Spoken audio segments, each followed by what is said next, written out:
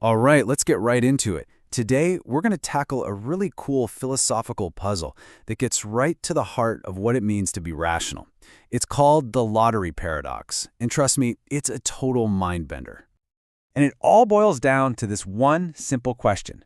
Is it possible to have a bunch of perfectly reasonable beliefs that when you put them all together, they lead you to believe something that's just logically impossible? Let's find out.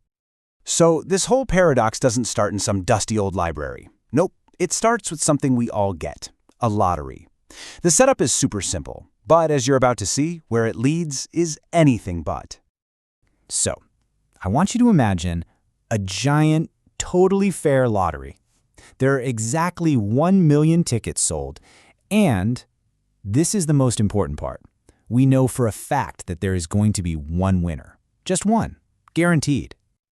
Okay, so you're holding one ticket. What are your odds of winning?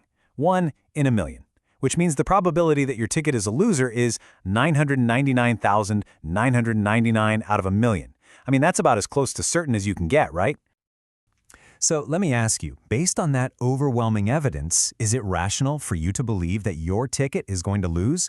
I think pretty much all of us would say, yeah, of course. It's the only sensible thing to believe. And right there, that's where things start to get weird. That one single, perfectly rational belief is the first step on a very slippery slope that leads to a head-on collision with common sense. Okay, so follow the logic here.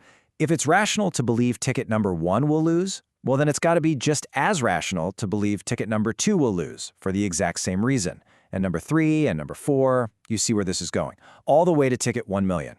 So if we accept each one of those beliefs as rational, then the conclusion seems to be it's rational to believe that every single ticket is going to lose. But hang on a second. Remember the number one rule of our lottery? We know with 100% certainty that one ticket has to win. That's how the whole thing is set up. And boom, there it is. That's the paradox in a nutshell. On the one hand, our step-by-step reasoning, what you'd call inductive logic, tells us it's totally rational to believe no ticket will win. But on the other hand, the rules of the game tell us it's an absolute certainty that one ticket will win. We have just used perfect logic to arrive at a flat-out contradiction. What we've just run into is the lottery paradox, and it was famously laid out by the philosopher Henry Kyburg. It's this bizarre situation where you have a bunch of beliefs that are all perfectly reasonable on their own, but when you combine them, when you believe them all at the same time, they create a new belief that just can't be true. So you might be thinking, okay, that's a neat trick, but why should I care? Well, this isn't just a brain teaser, not even close. This thing actually shakes the very foundations of how we think about evidence and belief. The real thing at stake here is inductive logic. That's just the fancy term for what we do all day, every day. We look at specific evidence and we form a general belief. It's the basis for science, for medicine, for, well, everything. And the lottery paradox kind of suggests this whole process might be broken. And the stakes here are really, really high. As one expert put it, if we can't solve this, it means induction itself is unreliable for safety. I mean, think about it. We rely on high probability, not absolute certainty, to design airplanes, to build bridges, to trust a doctor's diagnosis. This paradox puts a huge question mark over all of that. So, is there a way out of this mess? Well, you can bet philosophers have been arguing about this for decades. So let's take a look at some of the ways they've tried to patch up this giant hole in our reasoning. You know, Kyburg didn't just point out a problem. He basically launched an entire field of study.